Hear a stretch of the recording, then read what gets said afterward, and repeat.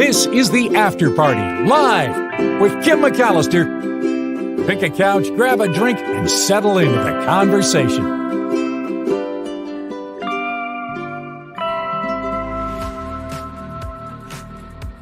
Well, welcome back to the party.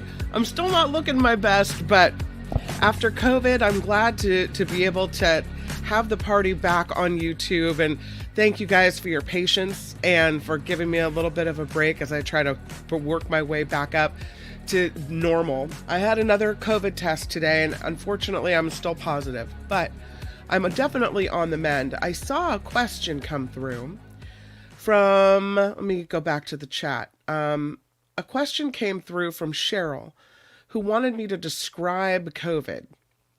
Okay, I won't go into too much depth because a lot of it's kind of yucko, but the first thing that happened was I woke up and I felt like my throat was closing in. It was kind of this very thicker than I've ever had before, mucus, like snot. And my throat, like I felt like there wasn't enough room for that and breath. So then my throat hurt when I swallowed. Hi, let me introduce myself. I am Kim and I do speak English. My throat started to hurt when I swallowed. And then it just felt like those type of symptoms. Then I tested positive for COVID. I think that the scariest part was Saturday when I woke up and my voice was a whisper. That's all I could muster. So it hit my voice. I had a temperature, this type of thing. So it's been, day by day, different symptoms. I feel okay now. Clearly, I still sound a little stuffed up and maybe I'm not looking my best, but overall, I think I got through it okay. So I'm on the downward trend. The bummer part is, and I'll tell you guys, today is my daughter Julia's 15th birthday, and she also got COVID. Now, I wasn't near her because I was in isolation, so I think she also got it from my son, who, she probably got it around the same time I did. Today, she tested negative and I still test positive, which shows you how that youthful immune system really comes into play. My kids are vaccinated and so am I, and I was really, really grateful for the vaccine because I thought if I hadn't had the vaccine, how scary it would have been. I never lost the ability to breathe. I could take deep breaths the entire time. Although I lost the ability to walk from one end of a room to another without getting out of breath. So there was that. Anyway, that's what happened to me. I'm on the mend. I'm doing okay. I don't mean to bring you down with the whole COVID thing, but I can tell you that it's really prevalent right now. It seems that I know a lot of people that have it, including myself. Nikki tested positive the same day I did. And so it seems like from one end of the Bay Area to the other, people are falling with this thing and beyond. So I hope you're all healthy and you're all doing really well. Thank you again for your patience and giving me a couple days off to get back on track. I really appreciate that. And I hate not being here and I feel like I let you guys down on that front, but I know that, sometimes you just have to recuperate. Huge thank you to those who are already contributing to the after party. And Wes, always the first to step up with a super sticker, a super chat, and support. Really appreciate that. Wes also contributes via PayPal. You'll find the PayPal link in the show description and in the About tab here on the after party. The show doesn't happen without crowdfunded support, so it's very needed and very appreciated. Thank you, Wes. B.A. Ware, welcome back. You were greatly missed. Oh, B.A., thank you very much. I appreciate that. It's glad to know that you guys are still wanting the after party and still hoping for this time. Susan Roberts, cheers to you, Kim. Glad you're feeling better. Susan, thank you for the $10 super sticker. Really appreciate that and so glad to have you along for the ride. I am feeling better. You'll have to give me a little break to cough at some points. If you hear like a mute or a dead air moment, that's probably I've muted the microphone and I'm trying to not hack a lung into your ear. But I think overall we're doing pretty well. All right. Enough about me. And Trevor, really nice. Thank you. And thank you for all the fun drops on Mark's show. Really cool. Sorry we didn't get to your super chat yesterday. It's probably my fault. Blame COVID. Trevor, blame COVID. Deidre says, took me almost 3 weeks to get better from COVID earlier this month. Oh, Deidre, I'm so sorry. Yeah, I know that I'll probably have some lingering symptoms, maybe, but here's almost what's worse than COVID is Paxlovid. I'm grateful for it because from what I understand, Paxlovid really lessens your chances of long COVID, but it makes your mouth taste like rancid grapefruit, and it also gives you gastrointestinal issues, if you know what I'm trying to say. So Paxlovid has been almost as challenging as COVID. I'm glad I'm taking it. I still have 1 day left to take it, which reminds me I need to take it right now. But I'm that's been really rough. Paxlovid is not a walk in the park. So I'm sorry that it took you so long, but I'm glad that you're better as well. All right. Let's get to some of these. Thank you guys. You're so nice. Look at that. BA Ware says, my COVID started as a mild cold, went away after Paxlovid, and came back 2 days later with headaches being the worst part. Nasty bug. Yeah, it really is. Hopefully I don't get a rebound any of this. Could I get any of the meds for COVID? Yeah, the Paxlovid I think we're talking about. I definitely have that. Yes, the Paxlovid. It's been rough, let me tell you. Yikes. The weird part is the taste in your mouth doesn't go away. I mean, it's there for, 24/7 as long as you're taking Paxlovid. It's really a bad taste in your mouth. Horrible. BA says, I was vaccinated with the latest booster 3 months before I got it. I spent 5 hours in a music studio with 2 people that didn't realize they had COVID, and I was doomed. Not always. I spent, I want to say, 4 hours for at least 3 days in a studio with John Rothman at the very beginning. Not at the very beginning, but when everything was locked down, and it was, we had to keep going into the studio, and he had it, and I thought for sure I was going to get it because we were sitting really close to each other, right across, speaking to each other in this small enclosed studio, and I didn't get it. So I don't know. I mean, you never can tell, but yeah. John says, I've had 6 or so vaxes, and I've had it 3 times now. Oh no. Well, I can tell you this is the first time I've had it. And what if we're on 5 years of COVID? But I also have been really careful. This summer, my son went to basketball camp, and he went to, the general karate lessons that we always do. And I guess that just finally caught up with us. Heather says, my boyfriend had it way worse than me. I caught it from him. Thanks, boyfriend, right? But he hasn't had half the boosters I have. He's technically fully vaxxed, but I'm over-vaxxed. Paid off for you. Again, I was very grateful for that. So Walter says, I had the Paxlovid. Don't recall any of the problems he mentioned.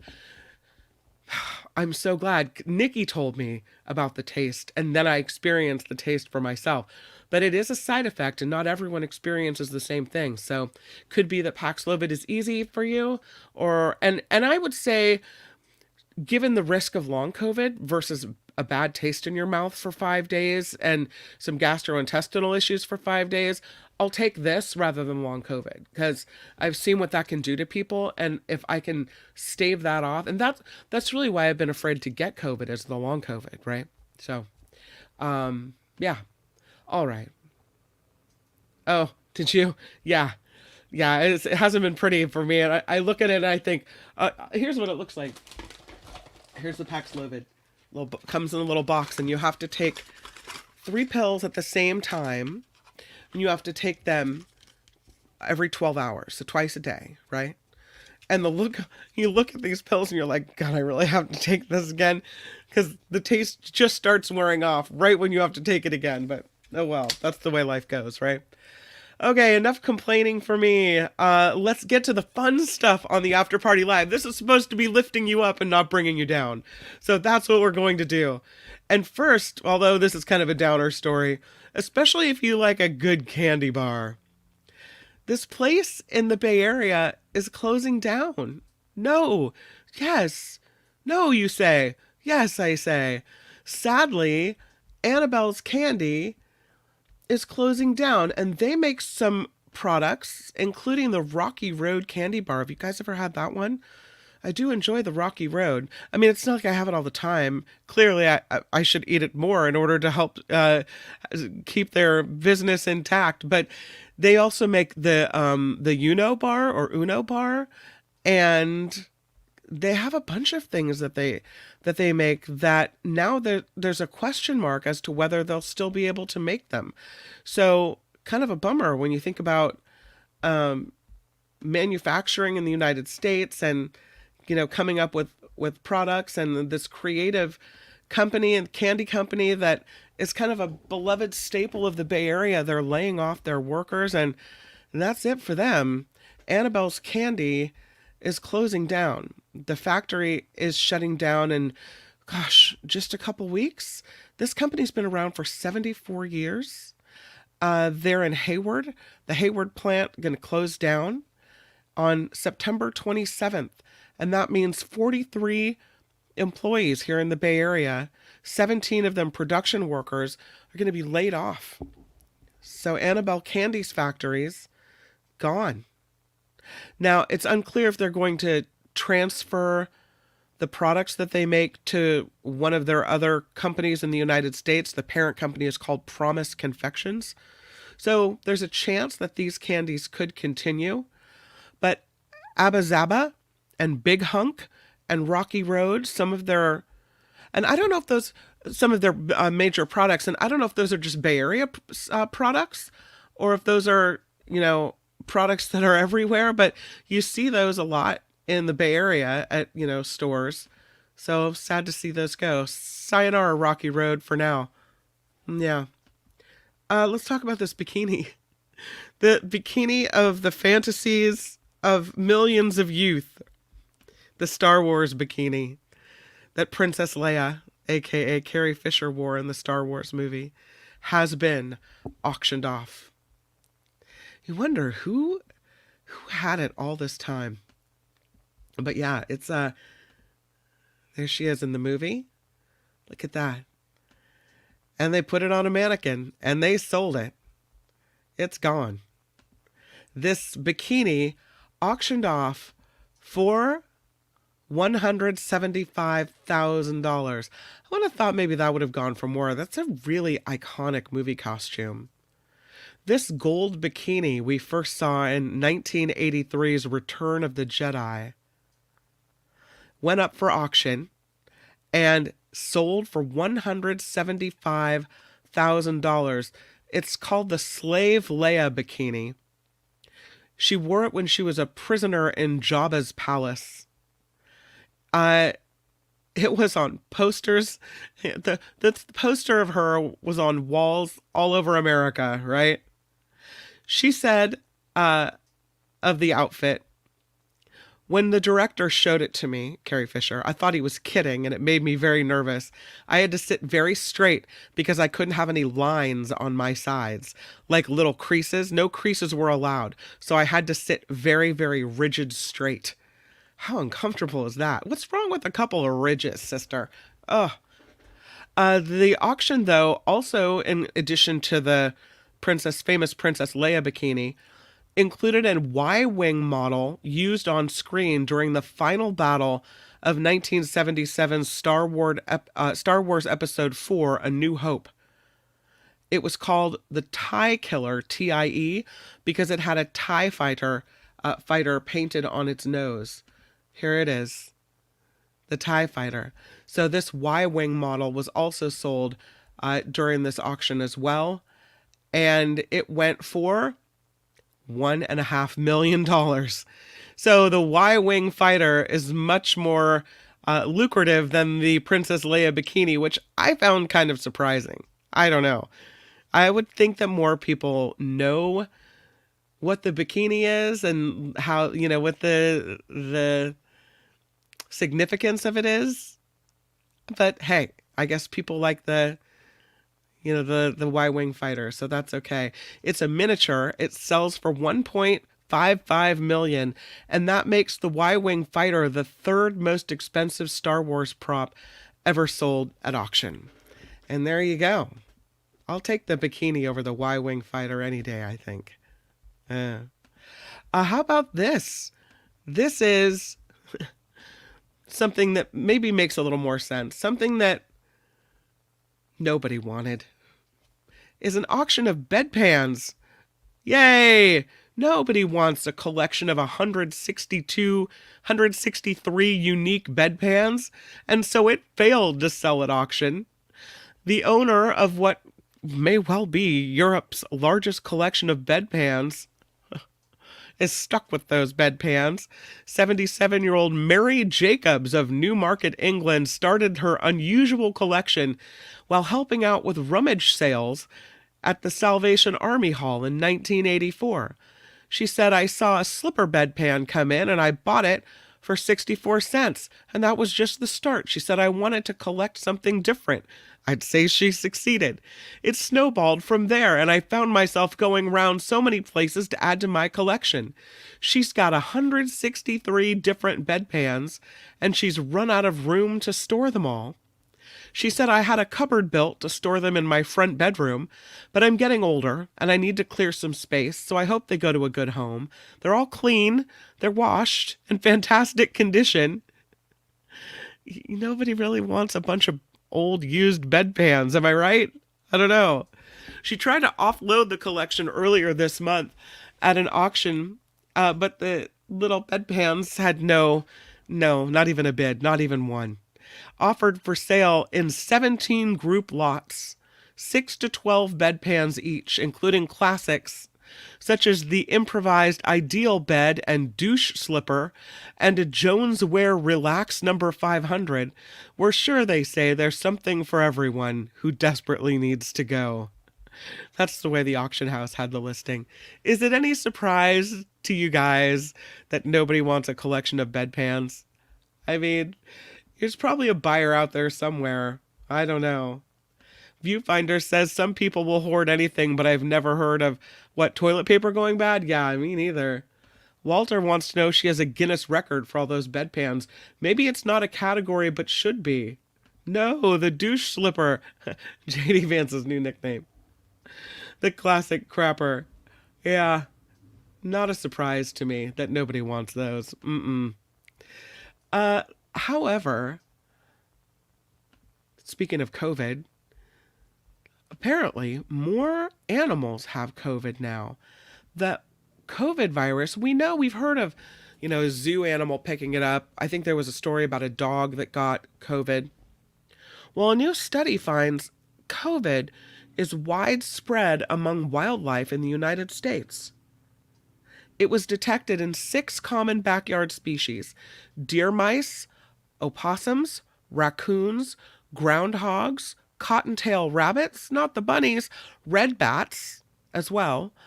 Researchers reporting all of this yesterday in the journal Nature Communications. They say further antibodies indicating prior exposure to the coronavirus were found in 5 animal species, the rates of exposure ranging from 40 to 60% between species. The highest exposure to COVID virus found in animals near hiking trails and high-traffic public areas, suggesting the virus passes from humans to wildlife. There was no evidence of COVID passing from animals to humans, so people didn't need to worry about getting the illness from critters that they came across while on a hike. But apparently the virus can jump from humans to wildlife while we are in contact with them. Like maybe, they say, a switch hiker switching rides to a new, more suitable host. Well, isn't that great? The research done with the Biological Sciences Department at Virginia Tech's Fralin Biomedical Research Institute at VTC. The biologists say the goal of the virus is to spread in order to survive. The virus aims to infect more humans, but vaccinations protect many humans. So the virus turns to animals, adapting, mutating, and thriving in new hosts. So, we know infections have previously been found in wildlife, white-tailed deer and feral mink, but this new study significantly expands the number of species in which the COVID virus has been found. And it means that areas with high human activity can serve as points of contact for transmission between humans and animals. How did they figure out that animals had COVID? They collected nearly 800 nasal and oral swabs in Virginia from animals either live trapped in the field and released or receiving treatment in a wildlife rehab center. They also took 126 blood samples from 6 different species. On one day, researchers identified 2 mice at the same site with the exact same COVID variant, indicating they either both got it from the same human or one infected the other. COVID isolated from one possum showed viral mutations that had not been seen before, which they say could make the virus more dangerous to humans. So the takeaway is the virus is not going away.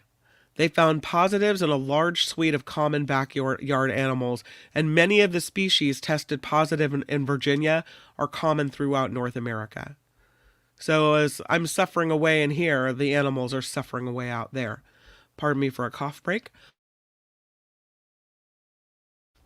On to seals and seal tagging. Look how cute he is. There are these sensors being put on seals, and they're helping scientists track the changing oceans. This is a technique that turned out to be a bit of a surprise. It's not robots or AI, it's just tagging the seals. Several of these seal species live around and on Antarctica, and they regularly dive more than 100 meters in search of their next meal. So the seals are experts at swimming through the vigorous ocean currents, making up the Southern Ocean. They can tolerate deep waters and rough currents, and so they're the perfect research assistants, especially for those studying the Southern Ocean.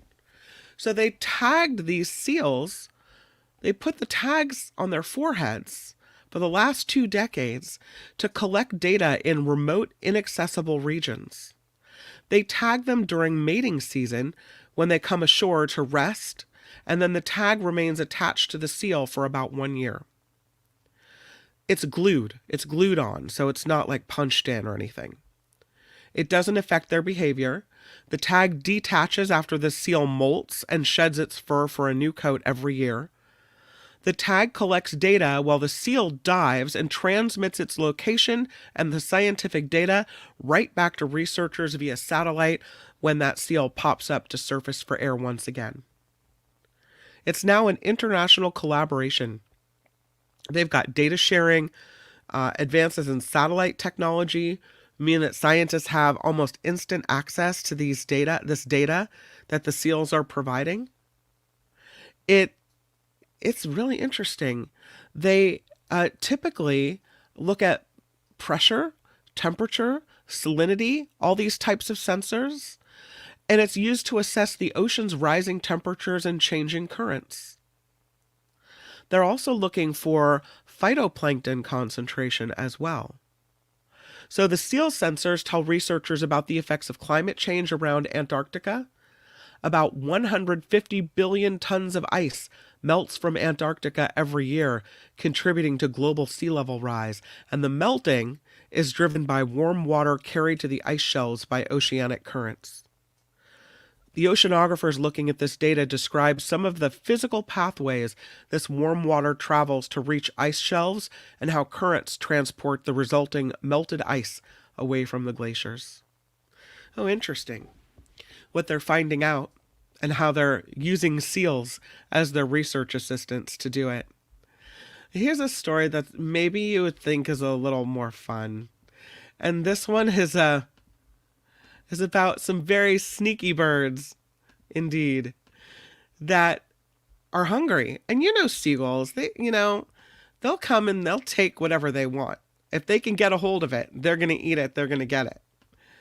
Well, there's a store that's in a highly trafficked seagull area. And apparently, these seagulls walk right into the store and steal bags of chips. I mean, it's funny and cute, but also if you're the storekeeper, I would imagine pretty annoying. So check this out. Here it is. So, there we are. And there we go. Staff at the village shop in White Regis in Dorset said the bird, also known as Stephen seagull, has made off with around 30 packets of crisps in the past 2 months alone. There he goes. So now a notice has been put up asking paying customers to close the door behind them in order to deter Stephen. Stephen just wants and wants and wants more and more. There he is, comes in, grabs it, waddles on out, pecks it open, and takes his chips. Yeah, it's happening over and over again. Again, 30 bags of chips. If you leave the door open, Stephen's going to come in and get your chips. And once he's realized that this is a viable, way to achieve chippage, I'm sure he's going to keep coming back and back and back. Oh, that was pretty funny. Can we talk about this? United Airlines is helping now measure greenhouse gases in the sky. Why not attach something to the wings, right? It's a multi-year agreement equipping a Boeing 737 with an instrument package to improve the monitoring of carbon dioxide, methane, and other greenhouse gases. The equipment is also supposed to improve the accuracy of weather forecasts in the United States. This is during domestic flights. This instrument package being attached to help look at all of this data. United saying the collaboration represents a significant leap forward in America's efforts to monitor and mitigate greenhouse gas emissions. And according to the scientists with the National Oceanic and Atmospheric Administration, if we can harness the capabilities of commercial aircraft, we'll be poised to make rapid advancements in the understanding of greenhouse gas emissions that can inform policies. So that's pretty good. This new partnership with United, said to be the first step in establishing a commercial aircraft greenhouse gas monitoring program, adding valuable greenhouse gas measurements near large urban areas where most greenhouse gas emissions originate. So pretty good. Like it. It was announced at the White House Pollutant Summit in Washington, D.C. I mean, we're in the air anyway. We can use what we have, right? We've talked about this before a couple of times. Using marijuana while pregnant. Some would have you believe that when you're pregnant, sometimes you're nauseous or morning sickness, what have you, that marijuana somehow alleviates these symptoms. But there really hasn't been, and if from what I understand, when people go into marijuana dispensaries, they're told that this is all okay. But a lot of tests hadn't been done. The research needed to be done to figure out whether it was safe or not. It turns out now, looking at data from almost 317,000 pregnancies in women in California, that the pregnant women who used marijuana had higher odds for gestational hypertension, preeclampsia, weight gain that goes beyond recommended levels, and a condition known as placental abruption, when the placenta separates from the uterine wall. So, not so good, right? Not so good at all.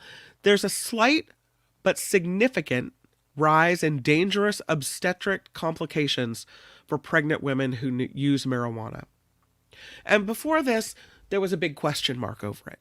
Some people would say, it's fine, go ahead, do it. Can't hurt ya. Some people would say, I don't know if you ought to do that.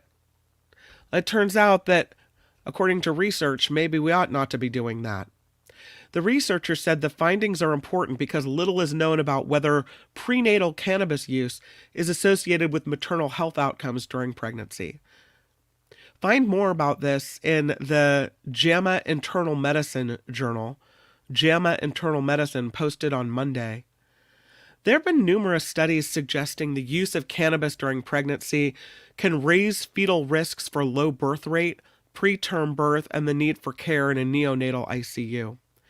Some pregnant women report using cannabis to help with sleep, depression, stress, morning sickness, and pain during pregnancy. And many of them say, listen, it's a safer alternative to prescription medications. This according to Kaiser. Kaiser has a really interesting program that not a lot of other health centers do, where when you're pregnant and you're a Kaiser patient, you're screened and given access to mental health and substance abuse counselors right off the bat. They assess your risk. They talk to you about the possible outcomes of this. And so they're really trying to do a lot of research and also affect healthy outcomes here. To find out how marijuana might affect mothers-to-be, this team at Kaiser looked through the med records of more than 250,000 pregnant women in Northern California. Some of them had multiple pregnancies as well. The woman's level of marijuana use while pregnant: none, use daily, use weekly, or use monthly, was either self-reported or they found out through toxicology testing that this was the case. 6.3% of the women in the study did use cannabis at some point during their pregnancy. A small minority said they did it daily, 0.6%. Prenatal cannabis use was tied to a small but significant rise in a variety of complications. So, as mentioned, the marijuana use raised a pregnant woman's odds for gestational hypertension, which is high blood pressure, by 17%. Raised her odds for an even more dangerous blood pressure condition called preeclampsia, which you don't want that, by 8%. That's scary. Women who used marijuana also faced a 19% higher odd for placental abruption. This is not good. That can jeopardize the flow of oxygen and nutrients to the fetus. You could miscarry because of that. So, whatever about the weight gain, but marijuana also upped the odds a woman would gain weight during her pregnancy at a rate either higher or lower than recommended. They seemed also, these women, to have a slightly lower risk of developing gestational diabetes, which is interesting. They're not sure what the mechanism is for all of this, but what they say is it's really important to provide non-stigmatizing care. People aren't going to come to you and tell you if they feel you're judging them. So they're trying to educate and help people make informed decisions about cannabis use. I would say my thing was always this when I was pregnant. Because you don't know, if you don't know, then just don't do it. A lot of people suck down caffeine when they're pregnant. But the jury's out on whether caffeine is good or bad for a pregnancy or your little fetal heartbeat. So I always tried to opt for no, which was hard because it meant no iced tea, no chocolate, no Diet Coke, none of these things. So, but you do what you have to do. So I would say if there are risks associated with this that we know now, probably better to not do it. The argument is, well, if I need to take something for nausea, isn't it better to take marijuana than to take some prescription drug? And the question is, I don't know, because it looks like there's a lot of possible outcomes here that aren't so positive at all. Have you ever traveled with someone and you thought this trip would have been a lot more fun if I'd been with my best friend? This trip would have been a lot more fun if I'd been with my husband or wife. Gosh, I'd loved seeing all the things I saw, but I really wish I would have seen this, and my travel partner really didn't want to. Traveling's a big thing, and it's fun to go with someone. But there are some signs, according to this article I found in the Huffington Post. 4 signs that you're not compatible with your traveling partner. And it's really a way to look at who you are and what's important to you and figure out whether or not you'd be good on the road together. The first sign is one of you is a planner and the other is more of a spur-of-the-moment person. So when we take family trips to Hawaii often, my aunt has kind of everything planned out to the minute. Whereas I'm more of a wake up and see what moves ya kind of girl. And that's how you know that maybe that's not your ideal traveling person. I think we've come to a family consensus that whoever wants to join the itinerary can, and whoever wants to lay on the beach reading a book can, and to each their own. That's kind of how we approach Disneyland now as well. If you just kind of want to wander aimlessly and meander through, that's great. But if you have a schedule where you got to get to a certain number of rides in a certain number of time, great, go for it. And it seems like everyone in the group usually has someone that's on their, on their team, on their mission. But when one person, according to this Huffington Post article, loves having a well thought out plan and the other would prefer to fly by the seat of their pants, you're bound to hit some turbulence on that trip. If you're someone who likes to have a flexible itinerary and be open to spontaneous changes in plans, while your travel companion prefers a more structured, organized approach, it can lead to resent and conflict, according to travel bloggers. You may feel restricted and constrained by their need for a rigid schedule, while they might feel stressed and anxious in an environment that really lacks a clear plan or direction. That's number one. That person maybe isn't for you. One of you is an early riser, and the other one likes to sleep in. Uh-oh. That's how having conflicts in sleep schedules can create friction when traveling together. The morning person may get up early, ready to get a start on the day. The night owl may want to skip morning activities and log in some extra sleep. So if you want to get up early and walk around the city, but your companion is still hungover from the night before, maybe that's travel incompatibility. Yeah. Also, they say when you and your travel partner have different energy levels, it can make it hard to find a pace for the trip that suits both people. So maybe if one person wants to do a lot of activities, the other prefers a more relaxed pace, that can lead to some arguments as well. Number 3, one of you is an adventure seeker and the other prefers a leisurely trip. One of the most important factors to consider, according to the Huffington Post, when choosing a travel companion, is what you enjoy doing on your trip. Some people want to pack in their days with lots of action and new experiences. Others might be wanting more leisurely activities. Are you the outdoorsy hiker who wants to get out into nature, while your travel buddy would rather go wander through a museum? Would you want to shop and sightsee until you drop, while the other person just wants to relax at the spa or by the pool? Because that's going to cause some tension, and what should be a fun vacation won't be because neither of you are getting to do what you want to do. Lastly, number 4, one of you is a big spender, the other is a saver. Different priorities around money can be a major source of conflict when you're traveling. There seem to be a lot of issues when one person is looking to splurge and have a more luxurious experience, and the other is looking to save a few bucks wherever possible. Maybe you want to go to a high-end restaurant, stay in a fancy hotel, but your travel partner wants to microwave something from the local convenience store in the hotel room and stay in long-term rentals, hostels, the like. One of you is going to be uncomfortable, either from spending too much money or not enough.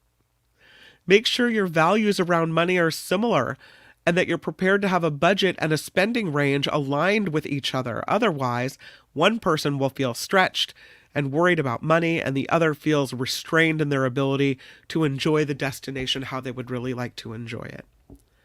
So even if you're different on all of those issues, they say you can still travel with each other by having open communication and being willing to compromise.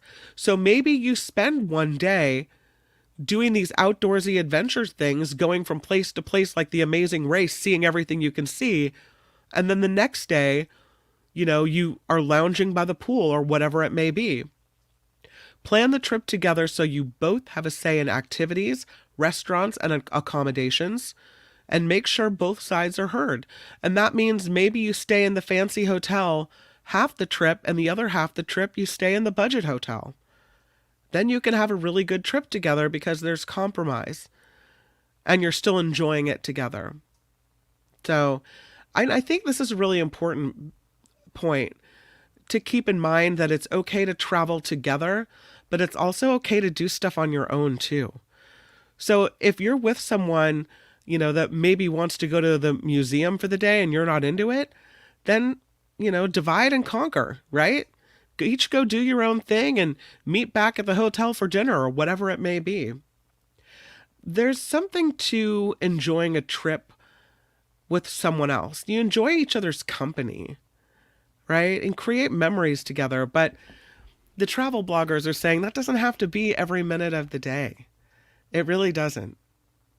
And that it's okay to travel with certain people less frequently, based on your different personality, your different preference, etc. Have you ever had a trip completely derailed by who you decided to travel with? VA says, my wife and I are the worst. We try to be frugal and we'll talk the other one into something better for them. That's funny. Viewfinder says, the only way out of this is to bring along Mr. Predicto and let him decide. You know what? Mr. Predicto can end a lot of arguments. I completely agree. Very nice. Maybe they're obvious. I don't know. I don't think so. I think a lot of times people just assume that we're married, we have to go together, right? And they don't think about the differences in travel style, and then they end up having these vacations where it sucks. So talking about it ahead of time, no. I mean, if you do that, that's awesome, because communication is great and it would alleviate many of these problems before they begin. But I think a lot of people don't talk about it. They just assume. And then, someone like me may be all annoyed that they have to get up early and go trouncing around, from thing to thing to thing. Whereas I just really want to relax and maybe go see one or two cool things a day. Right? And enjoy the place and take in the people and talk to people, that type of thing, instead of being on this rigid schedule. So no, I don't think a lot of people talk about it. I think my husband and I are more aligned in this, so we don't really have that many problems to iron out. But I think talking, it's definitely talking, is not always common. SJ Lola says, my husband and I travel extremely well together, but I have a handful of friends I'll never travel with again. My mom is divorced and so single, and she's at a point where she loves to travel. And she'll often travel with family, but she has traveled with friends. And she realizes, oh, don't want to take a trip with this friend again.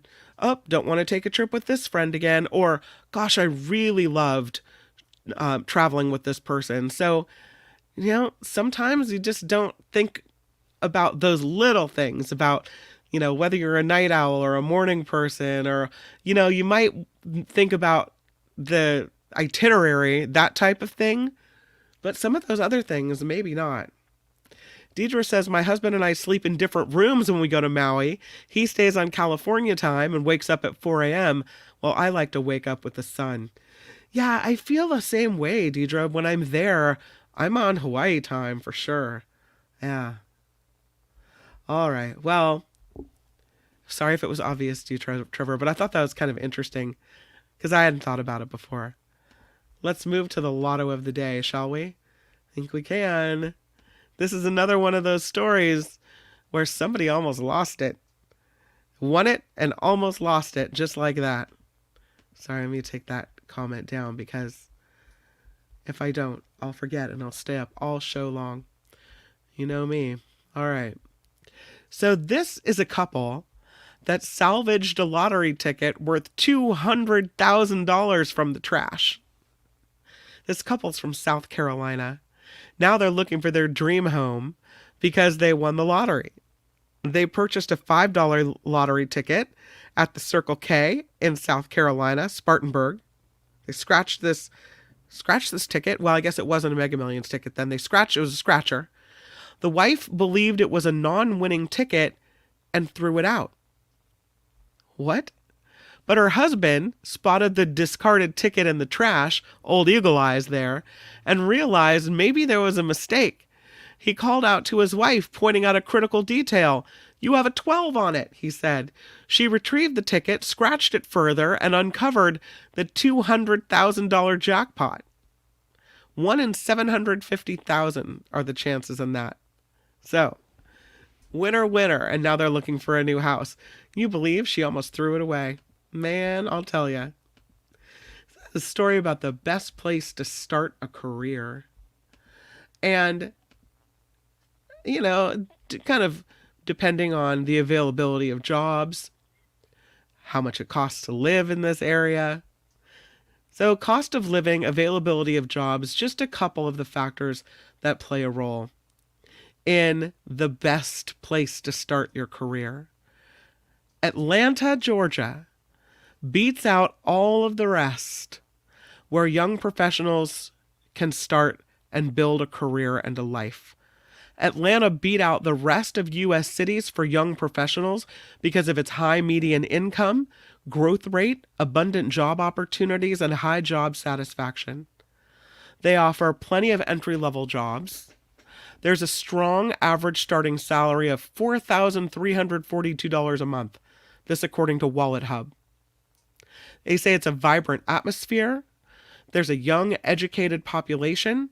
They have high rankings for fun and entertainment, so singles and young professionals are attracted to Atlanta. Here's the other top cities on the top 10 list. So Atlanta's number 1. Orlando, Florida. Salt Lake City, Utah. Tampa, Florida. Pittsburgh, Pennsylvania. Portland, Maine. Charleston, South Carolina. Austin, Texas makes the list. Miami, Florida. And Knoxville, Tennessee. So the thinking is that in order to grow your career, you've got to have businesses that are booming and can pay those salaries that match your value. And the important questions to ask oneself when starting your career: is this the center of gravity for where things happen in this industry or company? And that's important, but I would say, you know, as a place that's the center of gravity, like maybe the Silicon Valley, you're not going to be able to find a house. Pardon me. When the median house price is more than $1 million, maybe that's not the best place for you. The places that ranked poorly when it comes to starting a career: New York City, dead last because of its high cost of living, lack of affordable housing, and very few entry-level jobs. The high cost of living and lengthy commute made it really challenging for recent grads entering the job market. Here's the rest on the list. So New York is number 1. Oxnard, California, number 2. Jackson, Mississippi, 3. Detroit, Michigan. Newark, New Jersey, not the great place to start a career. Cape Coral, Florida. Yonkers, New York. Santa Clarita, California. Pembroke Pines, Florida. And Bridgeport, Connecticut. So, and then the question is, what do you do if your dream job is in an unaffordable city? What are you going to do? And the question they say you should ask is it a temporary stop or is it my forever city? And if it's your forever city because you have family or an attachment to that place, there's something special about it that really kind of, beats any list, right? It's more important. But if it's a temporary stop, then you can ask yourself, when will I know that I've gotten the most out of this place, and what's my next best place? They also say get a roommate. If it's too expensive, get a roommate. So, well, that is the show today. I had some more to tell you, but before we go, I want to show you this picture from the Olympics. It's almost unbelievable that it's a real picture. Have you guys seen this shot? It's not AI. It's not clip art. They didn't just paste him standing on the beach over the ocean. This is from the Olympics, and this is a real picture of Olympic surfer Gabriel Medina. Crazy how interesting this is, because the placement of his feet makes it look like he's standing on solid ground, and that the surfboard is level with him is wild. This image was captured on day 3 of the Olympics, and here it is. He's appearing to defy gravity over the water on the French Polynesian island of Tahiti. The image, captured by Jerome Bruelet and caught the eye of pretty much everyone. He said the conditions were perfect for the third round of men's surfing on Monday. He was aboard, the photographer, a nearby boat when he captured this photo, and here's what happened. Medina is at the back of the wave, he said. This is the photographer speaking, and I can't see him. And then he pops up, and I took 4 pictures, and one of them was this one. As unbelievable as the photo seems, it wasn't hard to take the picture, but it was all about anticipating the moment. He earns this nearly perfect ride on this wave, gets a 9.90 score, which is the highest single wave score in Olympic history. He exits this massive barrel wave, and he leaps off his board into this gravity-defying moment. He said, "It felt amazing to get some good waves. I almost got a 10, so I was really happy with that." And he leapt into the air and holds his finger aloft for number 1. And look at that photo. Really, really cool. That has to be the best photo in Olympic history. It would seem. All right, that is the After Party Live. I hope you have enjoyed it. Thank you for spending time. Thank you for everyone who contributed to this show. We'll go through it again with Wes coming in with $5. B.A. Ware with a $5 super sticker as well. Throwing down $10, Susan Roberts. Thank you so much for that. Doug coming in with a $5 super sticker. Doug, thank you. And then Jim as well. So I appreciate that. You guys are really kind to help fund this show and keep it going. We'll be back tomorrow. It is, I believe, Trivia Thursday tomorrow, so we'll do that. And the Nikki Maduro show will be live at 5 p.m. Thursday night right here on YouTube.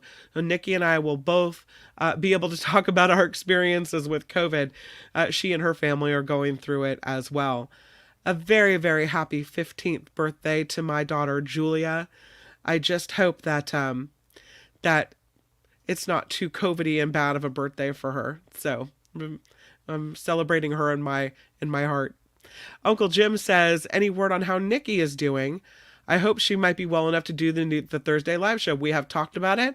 She is doing well. She's probably doing better than I am. She's up and around and back out into the world, and I believe testing negative, so that's great. But we'll be able to talk to her tomorrow, and you'll be able to hear her experience as well. Thank you for the nice birthday message for Julia. Really appreciate that. And until tomorrow, I'll see you then. Make it a great day. Keep safe and keep away from COVID. The After Party Live would like to thank the following contributors and viewers like you.